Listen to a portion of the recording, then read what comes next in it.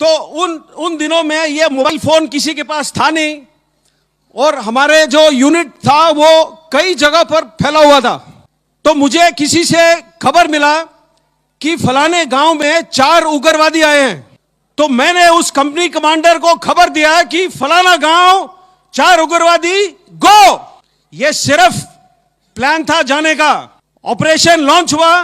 तजुर्बे से पता लगता है कि आज ऑपरेशन में कुछ गड़बड़ हो सकता है। तो मैंने उस वक्त हमारे यूनिट में जो डॉक्टर साहब थे उनको भेजा है, जो पलटन का एक घातक टोली होता है, सबसे तगड़े जवान। उन जवानों के साथ मैंने डॉक्टर साहब को भिजाया। अभी हमारे डॉक्टर साहब के बारे में एक बात, उनके हमारे पलटन में आए 5 दिन हुए थे। बिल्कुल नए थे, कच्चे थे, कमजोर थे, थोड़े मोटे थे, थोड़े डरे हुए से थे। वो ऐसे रहते थे दिन भर, क्योंकि डर था उनको। डर इसलिए था क्योंकि उनके साथ जो 6 जवान गए थे वो सब सिर्फ हिंदी बोलते थे।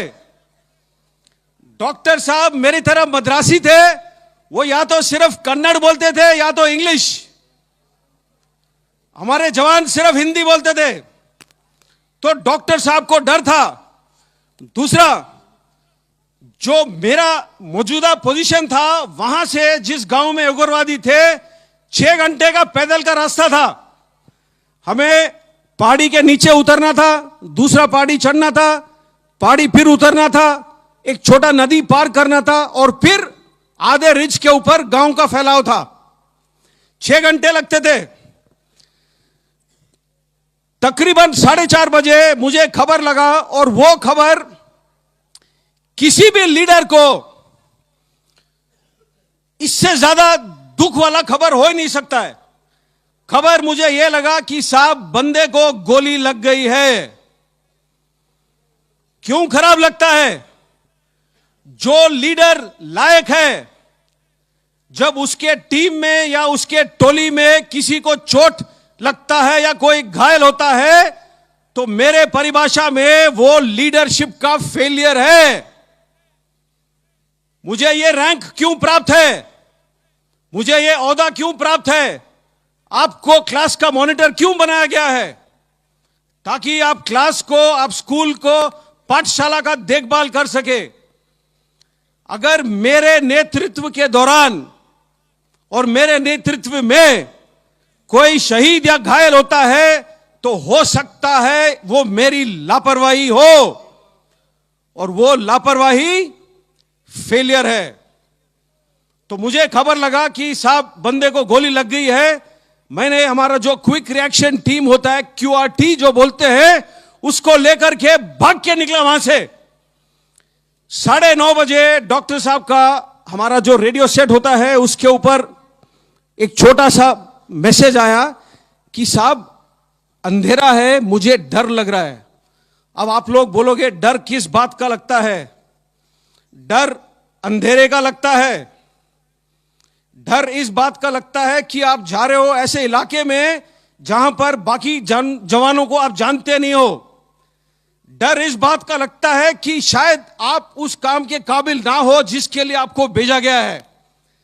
डर उस बात का लगता है कि कहीं से गोली ना आए और मुझे ना लगे। डर इन बातों का लगता है। डर इस बात का लगता है कि मैं पलटन का डॉक्टर हूं, ये मेरे पलटन में पहला हफ्ता है, अगर कोई जवान शहीद हो गया है तो हो सकता है मेरी गलती हो। डर इन बातों का लगता है। तो मैंने डॉक्टर साहब को उस वक्त खींच के डांट मारा है, क्योंकि डर का कोई जगह हमारे जिंदगी में या आपके जिंदगी में नहीं होना चाहिए।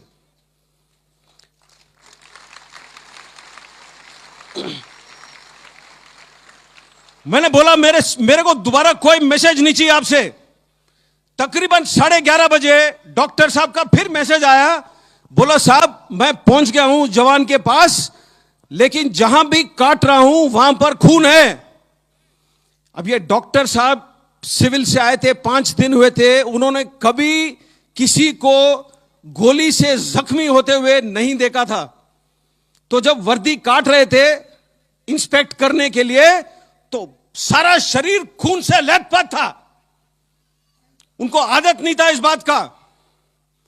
तो उन्होंने बोला साहब पूरा खून है, मुझे डर लग रहा है। तो मैंने उस टाइम खींच के मारा डांट और बोला डॉक्टर साहब आपका काम सिर्फ और सिर्फ हमें जिंदा रखना है, बस।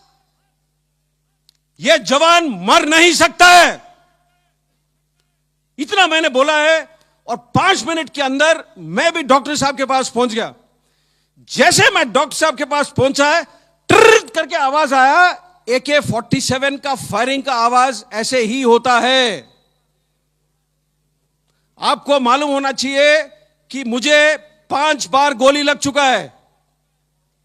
मैं अभी भी खड़ा हूं आपके सामने, स्टेज से कूद के भी आ सकता हूं, आपके साथ पीटी भी कर सकता हूं।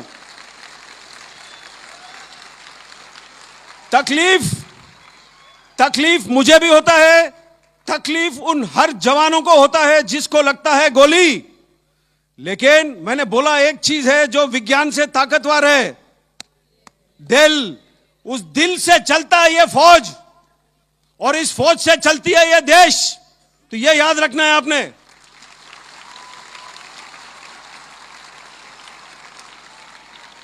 तो हम लोग उस गांव में 5 दिन रहे थे, कुल 5 दिन। क्योंकि गांव में जहां उग्रवादी छुपना चाहता है, कई जगह खोज सकता है जहां छुप सकता है। तो हर घर, हर कमरा, हर वो खेत, हर वो ट्यूबवेल, हर वो स्टोर हाउस, हर वो गोदाम, हर वो जगह ढूंढ ढूंढ के हमें 5 दिन लग गए थे। और इस 5 दिनों के दौरान 5 हमें अलग अलग जगह पर उग्रवादी मिले। दूसरा दिन सुबह एक हेलीकॉप्टर आया था, और जो हमारा जवान जो घायल हुआ था उसको लेकर के अस्पताल चला गया। छठे दिन हम लोग वापस आए, और सबसे पहला सवाल मैंने जो ओहदेदार से पूछा कि साहब बंदा कैसा है, तो जवाब मुझे यह मिला कि साहब 2 दिन से अस्पताल से बात हो नहीं पाया है। मेरे परिभाषा में और आपके परिभाषा में कोई बहाना देना मंजूर नहीं होना चाहिए। अच्छे नागरिक वो होते हैं जो सुझाव ढूंढते हैं, जो मसले को हल करते हैं। लेकिन उसने बोला कि साहब 2 दिन से बात नहीं हुआ है। मैंने मरा बड़ी डांट। ताज्जुब होगा, जब डांट भी अच्छी लगती है, साला टेलीफोन भी चलना लगता है। तो टेलीफोन चला, मैंने अस्पताल से बात किया है। अस्पताल में जब आईसीयू से कनेक्ट हुआ, अस्पताल में जो नर्स ड्यूटी पर थी, उसने यह बात मुझे बताई, मैं आपको बताना भूल गया। जब हमारा बंदा अस्पताल ले जाया गया हेलीकॉप्टर के अंदर, उसके पेट के अंदर के हिस्से, जो स्टमक है, जो इंटेस्टाइन है, वो पॉलिथीन बैग में साथ डाला गया। पॉलिथीन बैग में हेलीकॉप्टर के अंदर उसके साथ। तो उसको चोट इस प्रकार से आई, जो नर्स ने मुझे बयान किया था, मैं आपको बताता हूं। ये 2003 की बात है, 16 साल हो गए पूरे, 17 होने को आ रहे हैं। उसने, नर्स ने बोला कि साहब उसके जो लेफ्ट वाला फीमर है, जो फीमर होता है, जो थाई का सबसे बड़ा हड्डी होता है शरीर का, वो 2 जगह पर फ्रैगमेंट हो गया। फ्रैगमेंट का मतलब क्या है? जो पेंसिल है जब आप तोड़ते हो तो 2 हिस्सों में टूटता है। फ्रैगमेंट का मतलब ऐसे, जो पेंसिल अगर 8 या 10 हिस्सों में टूटे वो फ्रैगमेंट है। तो उसका ये जो थाई बोन था, 2 जगह पर फ्रैगमेंट हो गया था। इसीलिए डॉक्टर साहब जहां भी काट रहे थे उनको नजर आ रहा था खून। ज्यादा से ज्यादा गोली उसको लगी बाएं हाथ पर। क्यों? जो बुलेट प्रूफ जैकेट है जो हम पहनते हैं, वो सामने होता है पट्टी, लोहे का चादर, पीछे होता है लोहे का चादर। एक पतला चादर होता है पेट के लिए, एक पतला होता है गर्दन के लिए। ऊपर और साइड में खुला है। गोलियां लगे उसको साइड में, अगर आपने गोली नहीं देखा है आज तक तो मैं आपको बताता हूं, पेंसिल दिखाओ अपना, पेन दो, वेरी गुड। जो गोली का आगे वाला हिस्सा होता है इतना ही होता है और इतना ही पतला होता है। जब गोली लगता है बंदे को और बंदा पड़ा हुआ दिखता है आपको, अगर आप खोजोगे कई बार आपको गोली के निशान नजर नहीं आएंगे। लेकिन प्रॉब्लम क्या है, जब गोली 2 या 3 लगते हैं एक साथ, शरीर से सीधी लाइन में नहीं गुजरते हैं। गुजरता ना तो सीधा चाहिए, लेकिन टेढ़ा मेढ़ा जाता है शरीर के अंदर। अगर आपका किस्मत खराब है, 2 गोली अगर शरीर के अंदर आपके टकराते हैं तो 2 गोली 4 टुकड़े में हो जाएंगे या 6। अगर आपका किस्मत ज्यादा खराब है और उसमें से कोई टुकड़ा आपके किसी हड्डी को लगता है तो हड्डी का भी एक पीस निकल आता है। अब ये 7 या 8 पीस सफर करते हैं शरीर के अंदर से, तो जो 3 छोटे छेद यहां पर होते हैं, जब यहां से निकलता है तो बड़े बॉल के छेद में निकलता है। इसीलिए उसके पेट के अंदर के हिस्से को हमने पॉलिथीन में पैक करके भेजा हेलीकॉप्टर में। सबसे ज्यादा चोट उसको ऊपर आया छाती में। जब पैर में गोली लगा होगा तो वो गिरा है। अब पहाड़ी में 20 मीटर 25 मीटर कितना नीचे गिरा है वो तो कोई नहीं जानता है, लेकिन जब गिरा है तो उसका छाती किसी बड़े पत्थर के नुकीली चोट पर पड़ा है और यहां उसे चोट आई। तो जो लोहे का प्लेट है वो दबाता है जो फेफड़े, जो रिब्स है, तो उसके 5 रिब्स टूटे हुए थे। और 5 रिब जब टूटते हैं तो अंदर की तरफ टूटते हैं, तो उसका जो बाएं वाला फेफड़ा था उसमें 5 जगह पर छेद हो गया, और जो लंग था लेफ्ट साइड वाला उसमें बॉडी फ्लूइड और ब्लड पूरा भर गया था। ये उसके चोट थे। जब नर्स ने ये मुझे बयान किया तो मैंने नर्स से सीधा सवाल पूछा, क्या बंदा बचेगा? और जैसे डॉक्टर साहब लोग आमतौर पर होते हैं, ये नर्स ने बोला, सर मैं नहीं जानती हूं। तो हम लोग जो वर्दी पहनते हैं थोड़े, मैं बोला ना, दिल से करते हैं हम काम, दिल से। तो मैंने अपने सोच में मुझे यह लगा कि अगर मैं उससे बात कर सकता हूं 1 सेकेंड, तो हमारे जो 1000 जवान हैं उनका जो मन का शक्ति है, जो दिल का शक्ति है, वो मैं उस तक भेजूं टेलीफोन के थ्रू। मैंने नर्स को पूछा, क्या मैं बात कर सकता हूं उससे?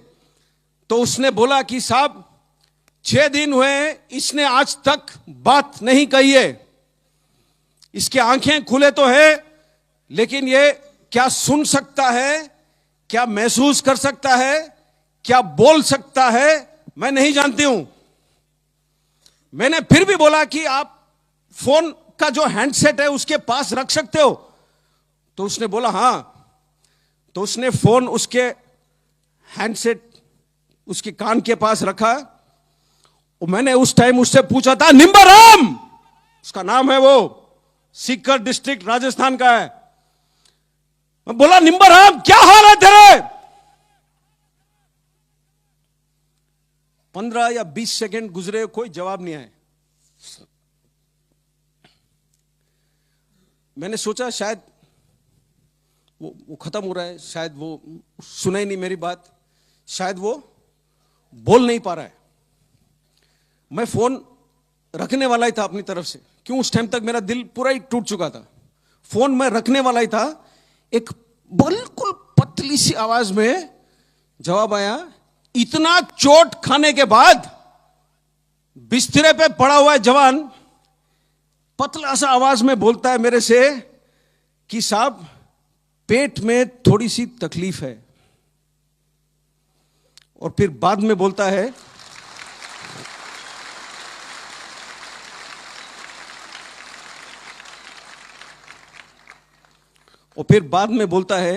साहब मैं तो ठीक हूं, अपने पलटन के बाकी बंदे कैसे हैं?